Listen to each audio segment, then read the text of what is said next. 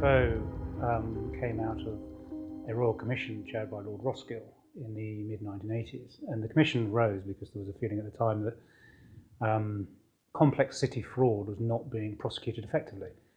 And Lord Roskill's conclusion was that there was a need for an agency responsible for prosecuting that also investigated, and that is the unique role of the SFO, in that we both investigate and prosecute the top-tier cases of fraud and bribery and corruption. The outcome of the commission was that the 1987 Criminal Justice Act was passed, and that established the SFO under the statutory office of the director of the SFO.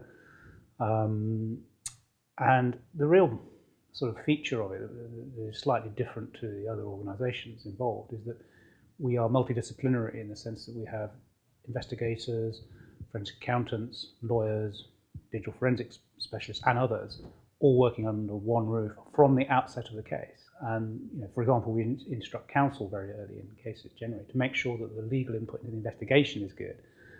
And that model is often referred to as the Roskill model, and that has been preserved, and we maintain it's the most effective way of dealing with the very most complex cases.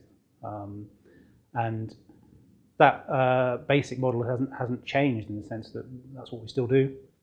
And our specific remit is to deal with essentially the cases that the police and the CPS can't deal with or are not well equipped to deal with. So that may be very document-heavy cases where you might have to assign large numbers of people for 2-3 years for the investigation, and it requires specialist knowledge, which an individual police force wouldn't have in-house and wouldn't be able to sustain that type of investigation. Even the larger forces like the Met would struggle with something so big. And classic example recently would be the investigations into libel fixing. That would be very, very difficult, hard to see how a police force would have handled that. So that is the purpose of the SFO, is to deal with the top tier cases.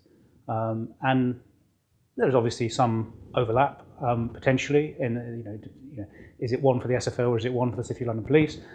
And we have a good relationship with City of London Police, and we'd talk about it, and we'd perhaps say if something was referred to us that we thought wasn't one that required our skills and experience and capabilities, we'd talk to them about it. We don't play pass the parcel.